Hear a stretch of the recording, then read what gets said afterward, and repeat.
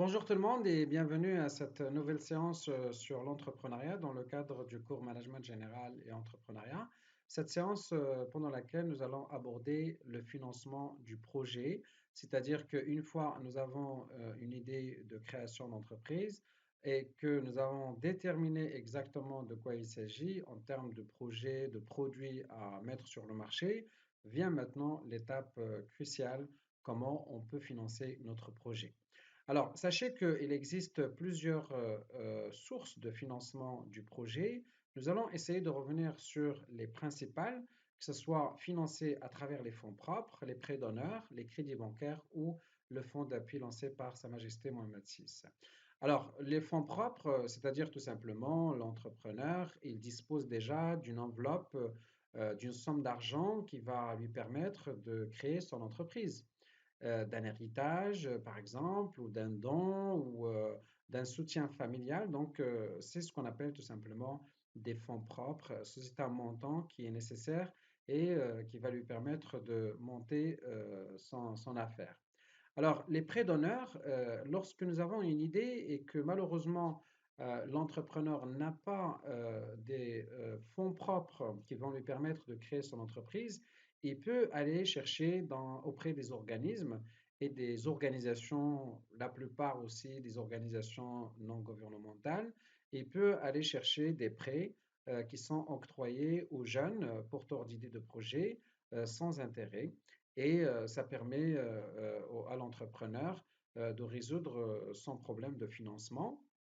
Exemple, les organisations qui ont été mises en place comme Mobadara ou comme Réseau Entreprendre Maroc,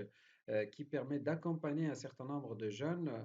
dans ce processus de financement de projets de création d'entreprise. Alors, l'entrepreneur aussi, il peut faire recours à des crédits bancaires et c'est là où, comme on a vu la dernière fois, comme on a vu dans le statut juridique de l'entreprise, lorsque l'entrepreneur décide de donner une forme juridique en termes de société à son entreprise, c'est qu'il pourra bénéficier de cette crédibilité auprès des organismes bancaires et en conséquence de bénéficier d'un crédit bancaire avec un certain nombre d'avantages et avec des taux de préférentiels. Alors, la banque, il va être encouragé à octroyer le crédit aux jeunes lorsqu'il voit que le jeune porte une idée originale et que certainement son projet va connaître une réussite. Et donc là, il faut vraiment négocier, avoir l'art de négocier avec la banque pour pouvoir bénéficier de ces crédits bancaires. Alors, on a à un certain moment aussi eu l'occasion de faire bénéficier les jeunes promoteurs de ce qu'on appelle des microcrédits. Alors, les microcrédits,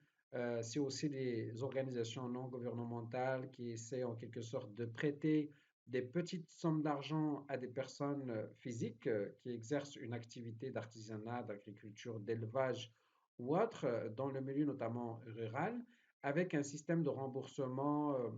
à l'entente et en concertation avec ces gens-là. Mais bon, c'est de petites sommes. À la limite, on peut commencer son projet aussi avec ces petites sommes, mais au fur et à mesure, on peut augmenter en progression et en capital pour développer son affaire correctement. Alors, d'autres sources de financement, notamment, c'est les fonds d'appui qui sont mis en place par l'État à travers, par exemple, l'INDH ou à travers l'ANAPEC. Le jeune promoteur peut solliciter ces organismes en vue de demander et de solliciter des prêts pour qu'il puisse monter son projet. Alors, ce sont des programmes qui sont mis en place par ces organismes publics et qui accompagne le jeune à la création de l'entreprise depuis la première année, depuis la création, avec un suivi post-création jusqu'à la troisième année d'exploitation.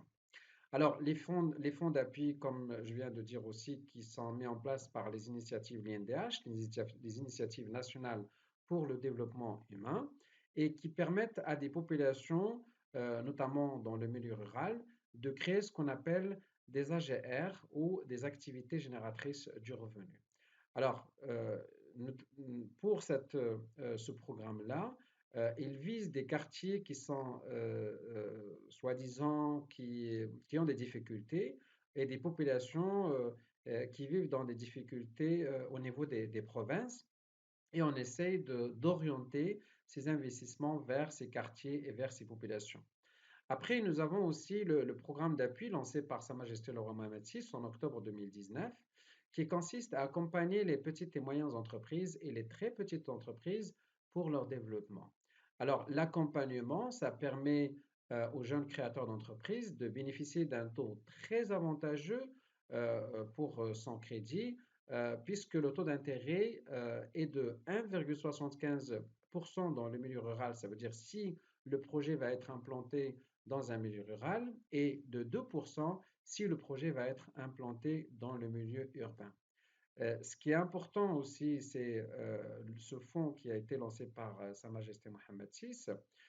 s'articule autour de trois axes principaux. Premièrement, le financement de l'entrepreneuriat, l'encouragement de l'entrepreneuriat, venir en aide à toute personne qui désire mettre en place une entreprise pour la première fois. Deuxième axe principal, c'est la coordination des actions d'appui et d'accompagnement de l'entrepreneuriat au niveau des régions pour assurer une certaine équité spatiale au niveau des différentes régions du royaume. Et troisième point important, c'est l'inclusion financière des populations rurales qui doivent bénéficier d'un certain nombre de ressources à travers des activités génératrices de revenus. Alors, au niveau de ce fonds d'appui aussi, qui a été créé c'est-à-dire par la loi de finances de 2020, ce compte spécial, ou ce qu'on appelle le compte d'affectation spéciale qui s'appelle le fonds d'appui au financement de l'entrepreneuriat, dans le cadre, comme j'ai dit, de la loi de finances 2020. Alors, le fonds, il est doté d'une enveloppe de 6 milliards de dirhams qui est répartie sur une durée de 3 ans et qui est financée à part égale par l'État et le secteur bancaire. Donc, source, c'est le ministère de l'économie, des finances et de la réforme de l'administration. Alors, les objectifs attendus de ce programme qui a été lancé, c'est d'abord la création d'environ 27 000 nouveaux postes d'emploi et l'accompagnement de quelque chose comme 13 500 entreprises supplémentaires. Et donc, pourquoi, en tant que jeune, ne pas bénéficier de ce genre d'aide et de fonds qui est mis à la disposition des jeunes? Alors, le soutien permanent aussi à travers les lois de finances, parce que à chaque fois que la loi de finances est adoptée et votée, généralement, on retrouve des partis qui sont en faveur de la création d'entreprises, en faveur de l'entrepreneuriat pour booster l'entrepreneuriat des jeunes et aussi accompagner les petites entreprises, parce que si on ne les accompagne pas, la plupart des entreprises souffrent des difficultés au niveau de la première année et la deuxième année, mais avec l'accompagnement post-création, me semble-t-il, les entreprises peuvent résister au-delà. Alors, en termes de conclusion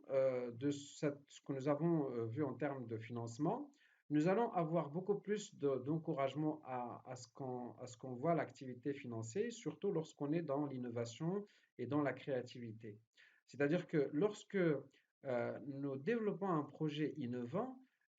et que notre produit va répondre à une problématique réelle, sachez que vous allez avoir beaucoup plus de chances à ce que le projet soit financé. Et puis, bien évidemment, cette créativité et cette innovation a besoin des ressources aussi, des qualifications qui vont permettre de gérer cette innovation, le management de l'innovation. Et donc, le management de l'innovation, c'est de voir comment est-ce qu'on peut avoir des compétences qui sont à même de donner une idée sur le développement des métiers, le développement des produits, le développement du comportement du consommateur dans les années à venir et réfléchir à mettre en place un produit innovant qui va répondre aux besoins de la population. Là aussi, en termes d'innovation, on peut innover sur le produit, mais on peut innover aussi sur la commercialisation, on peut innover sur le système de l'automatisation et sur le processus de production, on peut innover aussi sur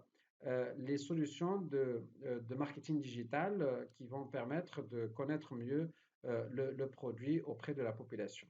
Donc voilà, on arrive à la fin de la séance et je vous demande de réfléchir ensemble sur comment vous pouvez identifier les différents moyens et organismes possibles pour financer votre projet et essayer de vous renseigner aussi sur les conditions que demande chaque organisme et de préparer un petit document dans ce sens. Je vous souhaite bon courage et merci pour votre attention.